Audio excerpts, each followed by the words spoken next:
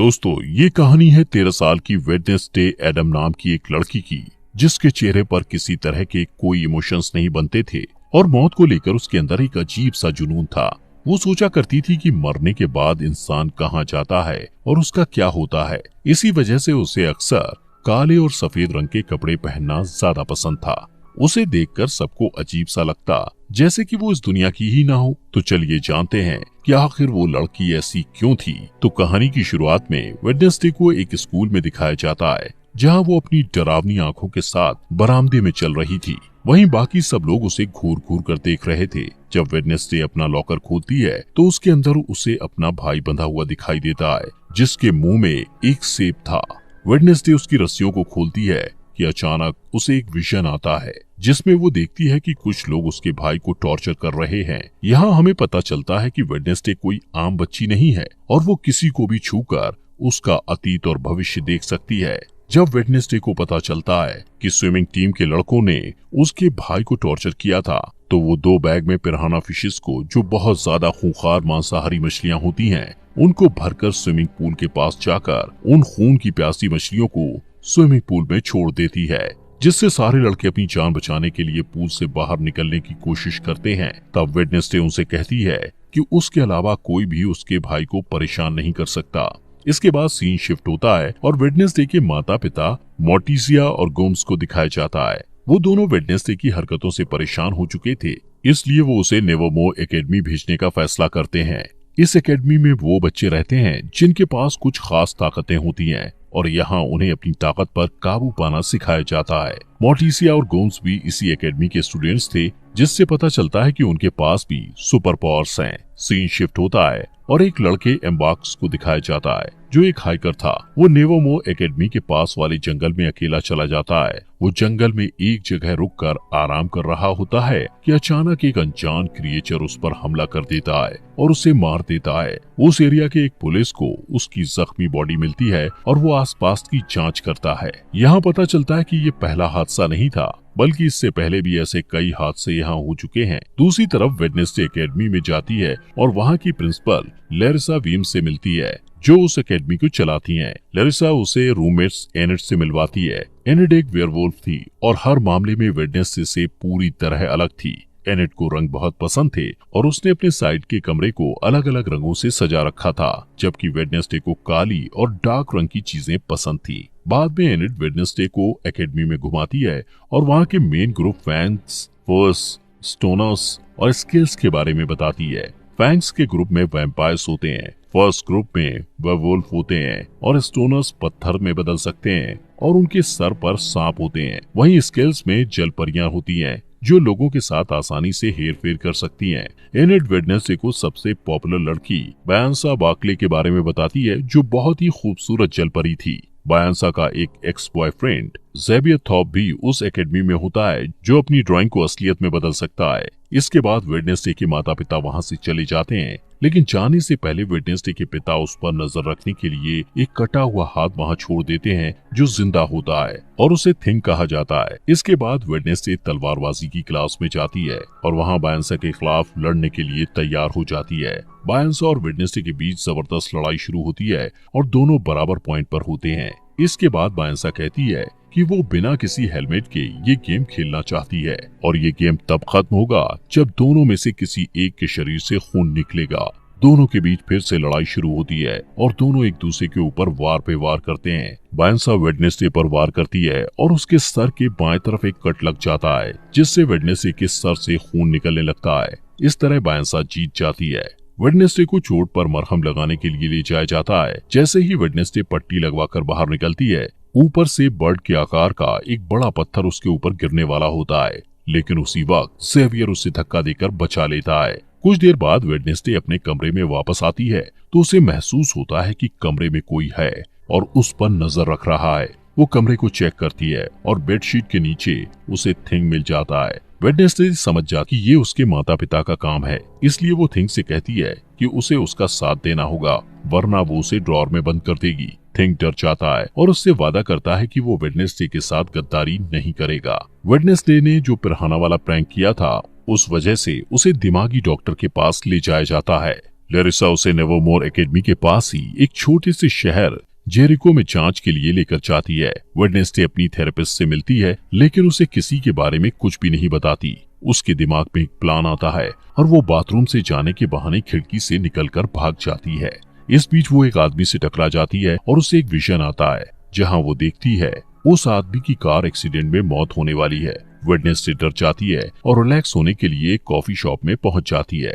वहां उसकी मुलाकात पुलिस के बेटे टायलर से होती है, जो वहां कॉफी बेचने का काम करता है। टायलर अपनी एस्प्रेसो मशीन को ठीक करने की कोशिश कर रहा होता है, लेकिन उसे कुछ समझ नहीं आता, क्योंकि मशीन में जो इंस्ट्रक्शंस लिखे हुए थे वो इटालियन भाषा में थे। वेडनेसडे को इटालियन पढ़ना आता था, इसलिए वो आसानी से मशीन को ठीक कर देती है और इसके बदले में वो उसे बस स्टेशन तक छोड़ने को कहती है। टायलर के कुछ कहने से पहले ही वहाँ वो लड़के आ जाते हैं जिन्होंने वेडनेसडे के भाई को टॉर्चर किया था। वो लोग वेडनेसडे को भी परेशान करने लगते हैं। पहले वेडनेसडे उन्हें नजरअंदाज करने की कोशिश करती है, लेकिन जब बर्दाश्त नहीं होता तो वो उन्हें मारने लगती है। कुछ ही समय में लेरिसा पुलिस के साथ वहां आ जाती है और वहां की हालत देखकर उससे गुस्सा आता है और वो वेडनेसडे को डांटती है। इसके बाद वो लोग नेवरमोर एकेडमी जाने के लिए निकल जाते हैं। रास्ते में उन्हें एक टूटी फूटी कार दिखाई देती है जिसका एक्सीडेंट हो गया था और उस कार में वही आदमी था जिससे वेडनेसडे टकराई थी। उस रात वेडनेसडे वायलिन में बहुत डरावना म्यूजिक बजाती है। वो पूर्णिमा की रात थी और भेड़ियों के चिल्लाने की आवाज भी सुनाई देती है। तभी एनेट वेडनेसडे को बताती है कि वो खुद को वेयरवुल्फ में नहीं बदल सकती, इसलिए वो बाकी लोगों के साथ नहीं जा सकती थी। इस बीच थिंग टेलर के कमरे में जाता है और उसे वेडनेसडे से बात करने के लिए कहता है। टेलर डर कर उसकी बात मान लेता है और वेडनेसडे से वीडियो कॉल पर बात करता है। वेडनेसडे उसे आने वाले हार्वेस्ट फेयर में मिलने के लिए कहती है और कहती है कि वो लोग वहाँ मजे करेंगे, लेकिन असल में वो सिर्फ वहाँ से भागना चाहती थी। हार्वेस्ट फेयर में लेरिसा वेडनेसडे पर अपनी चील जैसी नजर बनाए रखती है। इसके बावजूद वेडनेसडे टेलर से मिलने में कामयाब हो जाती है। वो दोनों वहाँ से भागने ही वाले होते हैं कि वेडनेसडे अपने क्लासमेट रोवन से टकरा जाता है। रोवन तुरंत जंगल की तरफ भाग जाता है। रोवन से टकराने के बाद वेडनेसडे को विजन आता है कि रोवन जंगल में किसी के हाथों बेरहमी से मारा गया है। वो डर जाती है और भागने का प्लान बदलकर रोवन को रोकने के लिए उसके पीछे जाती है, लेकिन इससे पहले कि वो कुछ बोल पाती, रोवन अपनी ताकत का इस्तेमाल करके वेडनेसडे को पेड़ के सहारे ऊपर लटका देता है। इसके बाद वो वेडनेसडे को अपनी माँ के बारे में बताता है जो भविष्य देख सकती थी। उसकी माँ ने 25 साल पहले एक तस्वीर बनाई थी और कहा था कि वेडनेसडे नेवरमोर एकेडमी को बर्बाद कर देगी। इसलिए रोवन कहता है कि कुछ भी बुरा होने से पहले वो वेडनेसडे को मार देगा। इसके बाद वो अपनी जादुई ताकत से वेडनेसडे का गला घोंटने लगता है। तभी एक भयानक राक्षस उसके ऊपर हमला कर देता है और रोवन को बेरहमी से मारकर वहाँ से गायब हो जाता है। वेडनेसडे उसकी कटी फटी बॉडी के ऊपर पड़ी हुई उस तस्वीर को उठाती है जिसे रोवन की माँ ने बनाया था।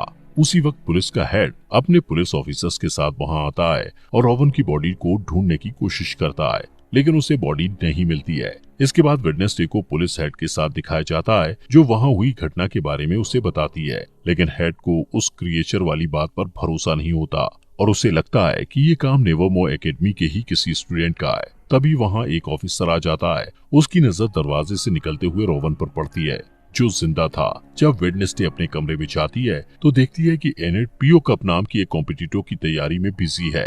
ये एक बोट रेस की प्रतियोगिता थी जो हर साल एकेडमी में ऑर्गेनाइज की जाती है। बाद में वेडनेसडे रोवन से बात करने की कोशिश करती है, लेकिन लेरिसा उसे कहती है कि रोवन को एकेडमी से निकाल दिया गया है, जिसका कारण वो उसे नहीं बता सकती।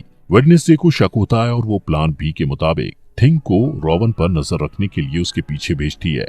फिर सीन बदलता है और रोवन को एक रेलवे स्टेशन में जाते हुए दिखाया जाता है। थिंग उसका पीछा करता है। रोवन आसपास का माहौल चेक करने के बाद वॉशरूम में चला जाता है, जहां वो अपना रूप बदलकर एक बूढ़ा आदमी बन जाता है, लेकिन थिंग रास्ता भटक जाता है, इसलिए वो रोवन को अपना रूप बदलते हुए देख नहीं पाता। इसके बाद वो बूढ़ा आदमी लेरिसा का रूप ले लेता है। यहाँ पता चलता है कि लेरिसा ही अपना रूप बदलकर रोवन की मौत को छुपाने की कोशिश कर रही थी। वेडनेसडे के पास और कोई रास्ता नहीं होता, इसलिए वो रोवन की मौत का सुराग ढूंढने के लिए जंगल में जाती है, जहाँ उसे टेलर मिलता है जो अपने बाप का पीछा करते हुए वहाँ आया था। थोड़ी देर बाद वेडनेसडे को रोवन का चश्मा मिलता है। वो उसे उठाती है और उसे विजन आते हैं जिसमें वो देखती है कि रोवन के पास नीले रंग की एक किताब थी, जहाँ से उसे उसकी माँ की बनाई हुई तस्वीर मिली थी। इसके बाद वेडनेसडे तुरंत ही अपनी क्लास टीचर के पास जाती है और उससे किताब के बारे में पूछती है। उसकी टीचर बताती है कि वो किताब पुराने स्टूडेंट्स के समाज से जुड़ी हुई है जिसे नाइटशेड्स कहा जाता है, लेकिन उस समाज को बहुत पहले ही खत्म कर दिया गया है। फिर स्कूल से जाने के बाद वेडनेसडे रोवन के कमरे में किताब ढूंढने के लिए जाती है। रोवन के पलंग के नीचे उसे एक मुखौटा मिलता है। वो वहाँ से जाने ही वाली होती है कि तभी वहाँ रोवन का रूममेट ज़ेवियर आ जाता है और उसे देख के वेडनेसडे पलंग के नीचे छिप जाती है। ज़ेवियर से मिलने उसकी एक्स गर्लफ्रेंड बायंसा भी वहाँ आ जाती है। वेडनेसडे उन दोनों की सारी बातें सुन लेता है और उसे पता चलता है कि बायंसा आने वाले बोट रेस की प्रतियोगिता में एनेट को हराने के लिए प्लान बना रही है। इसके बाद वेडनेसडे अपने कमरे में आ जाती है और बायंसा को रेस में हराने के लिए प्रतियोगिता में एनेट का साथ देने का फैसला करती है। अगले दिन एनेट और वेडनेसडे प्रतियोगिता के लिए तैयार हो जाते हैं। इस रेस में सब कुछ अलाउड होता है, इसलिए बायंसा इसका फायदा उठाती है। रेस में 4 टीम भाग लेती हैं और नियम के मुताबिक जो टीम तालाब में गिरे बिना डेस्टिनेशन तक जाकर पहले वापस आ जाएगी वो रेस जीत जाएगी। जैसे ही रेस शुरू होती है, बायंसा अपने एक दोस्त को इशारा करती है जो एक जलपरी थी और बाकी बोट को बर्बाद करने के इरादे से बायंसा का साथ दे रही थी। वो तालाब में कूदकर एक नाव को बर्बाद कर देती है, जिससे वो टीम तालाब में गिर जाती है और रेस से बाहर हो जाती है। वेडनेसडे और एनेट पूरी तैयारी के साथ रेस कर रहे थे और थिंग उसमें उनकी मदद कर रहा था। थिंग की मदद से वो लोग बायंसा की दोस्त को एक जाल में फंसा लेते हैं। रेस के दौरान ही वेडनेसडे को एक विजन आता है और वो अपने सामने अपनी जैसी दिखने वाली एक लड़की को देखती है जिसके बाल सुनहरे रंग के होते हैं। वो वेडनेसडे को कहती है कि वेडनेसडे एक चाबी है, जिससे वेडनेसडे काफी उलझन में पड़ जाती है। उसे कुछ समझ नहीं आता, लेकिन जैसे ही वो असली दुनिया में वापस आती है उसे पता चलता है कि बायंसा रेस में आगे निकल गई है, लेकिन वो हार नहीं मानती और बायंसा की चालों को उसी के खिलाफ इस्तेमाल करके ये रेस जीत जाती है। 40 साल के बाद पहली बार कोई नॉन सायरन टीम ये रेस जीती थी। लैरिसा एनेट को पीओ कप ट्रॉफी देती है, लेकिन वेडनेसडे को ज्यादा अटेंशन पसंद नहीं था, इसलिए वो वहाँ से चली जाती है। वो नेवरमोर एकेडमी के पुराने स्टूडेंट एडगर एलन पो की मूर्ति के पास जाती है और अचानक उसकी नजर उस मूर्ति के हाथ में रखी पत्थर की किताब पर जाती है, जिसके नीचे उसे एक निशान दिखाई देता है। वो निशान ठीक वैसा ही था जो उस तस्वीर में बना हुआ था, जिसे रोवन ने मरने से पहले उसे दिया था। उस बुक में वेडनेसडे को कुछ पहेलियां मिलती हैं, जिसे वो तुरंत सुलझा लेती है और उसे एक सुराग मिलता है। उस सुराग में 2 बार चुटकियां बजाना होता है। जब वो 2 बार चुटकियां बजाती है तो अचानक एक छुपा हुआ बरामदा खुल जाता है, जहाँ एक गुप्त कमरा होता है। वहाँ वेडनेसडे को रोवन की किताब मिल जाती है, जिसमें रोवन ने तस्वीर को फाड़ कर निकाला था। वो उस किताब को अपने बैग में रखती है, लेकिन इससे पहले कि वो आगे जा पाती, कोई उसके सिर को एक काले कपड़े से ढक देता है। थोड़ी देर बाद जब काले कपड़े को हटाया जाता है, तब वो देखती है कि बायंसा, ज़ेवियर और कुछ स्टूडेंट्स उसे घेर कर खड़े हुए हैं और ये सभी नाइटशेड्स के सदस्य हैं। यहाँ पता चलता है कि लैरिसा ने उनके ग्रुप को खत्म किया था। इसके बाद ज़ेवियर उसे अपने ग्रुप में शामिल होने के लिए कहता है, लेकिन वेडनेसडे मना कर देती है और वहाँ से चली जाती है। इसके बाद लैरिसा को दिखाया जाता है जो आउटरीच डे के बारे में घोषणा करती है, जहाँ एकेडमी के सारे स्टूडेंट्स को शहर के आम लोगों से मिलना जुलना होता है और उनके साथ काम करना होता है। इन लोगों को नॉमीज कहा जाता है। जब वो लोग शहर पहुँचते हैं तब वेडनेसडे ज़ेवियर को बताती है कि उसके रूममेट की मौत हो चुकी है, लेकिन उसे इस बात पर भरोसा नहीं होता है और वो कहता है कि रोवन की मौत नहीं हो सकती, उसे बस एकेडमी से निकाल दिया गया है। इसके बाद वेडनेसडे उसे वो तस्वीर दिखाती है जो रोवन की माँ ने बनाई थी। ज़ेवियर उस तस्वीर को करीब से देखता है और कहता है कि इस तस्वीर में जो आदमी है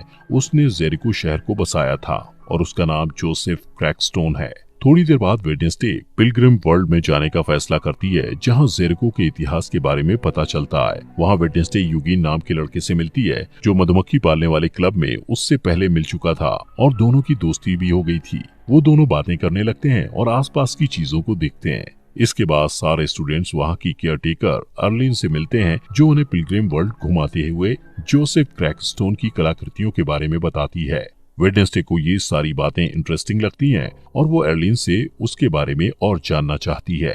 अर्लिन बताती है कि उनके पास जोसेफ क्रैकस्टोन के खेतों में इस्तेमाल किए जाने वाले औजार, खाने पीने के बर्तन और फैमिली रूम्स भी हैं। वेडनेसडे कहती है वो यहाँ काम करना चाहती है, लेकिन अर्लिन कहती है कि उसे रेनोवेट किया जा रहा है, इसलिए वो वहाँ काम नहीं कर सकती है और कहती है वो सब ये ओल्ड वजरी में काम करेंगे और घूमने आए हुए लोगों को केक बांटेंगे।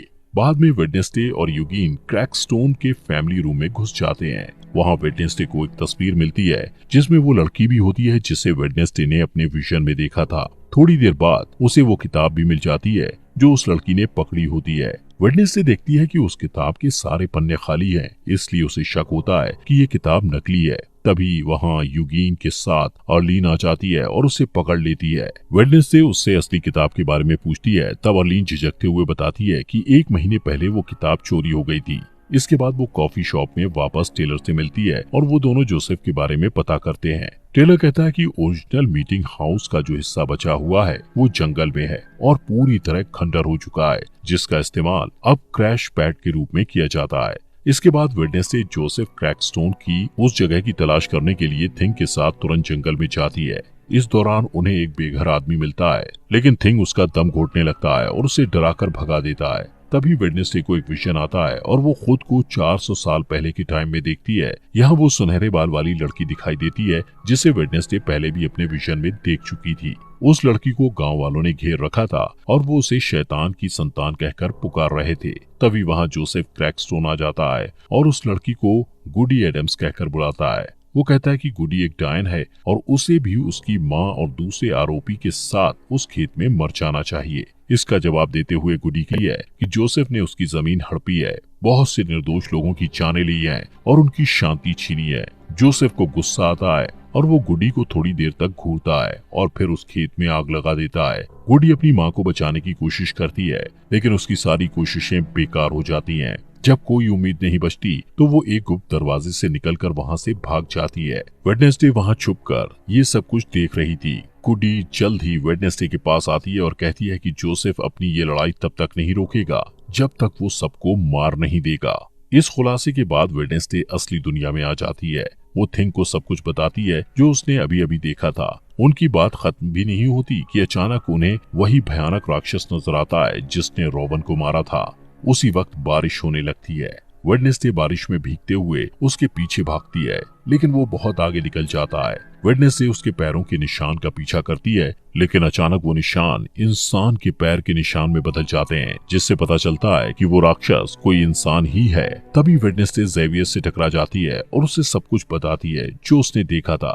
ज़ेवियर उन पैरों के निशान को देखना चाहता है, लेकिन बारिश के कारण पैरों के निशान मिट जाते हैं। अगले दिन शहर में जोसेफ क्रैकस्टोन की नई मूर्ति के उद्घाटन के लिए सब लोगों को इकट्ठा किया जाता है। वेडनेसडे जेरिको के मार्चिंग बैंड के साथ डोंट स्टॉप का म्यूजिक प्ले करती है और शहर के मेयर और प्रिंसिपल लैरिसा मूर्ति का उद्घाटन करते हैं। लेकिन तभी थिंग वेडनेसडे के ऑर्डर के मुताबिक मूर्ति को ब्लास्ट कर देता है और सब लोग डरकर भाग जाते हैं। वेडनेसडे की आंखों में बदले की चमक दिखाई देती है और वो अब भी वायलिन बजा रही होती है। इसके बाद लैरिसा वेडनेसडे पर चिल्लाती है क्योंकि उसे लगता है कि ये सब वेडनेसडे ने किया है, लेकिन वेडनेसडे कहती है कि उसने ऐसा कुछ नहीं किया है। वेडनेसडे लैरिसा पर इल्जाम लगाते हुए कहती है कि वो जंगल में होने वाले खूनी हादसे का सच जानते हुए भी अनजान बनने की कोशिश कर रही थी।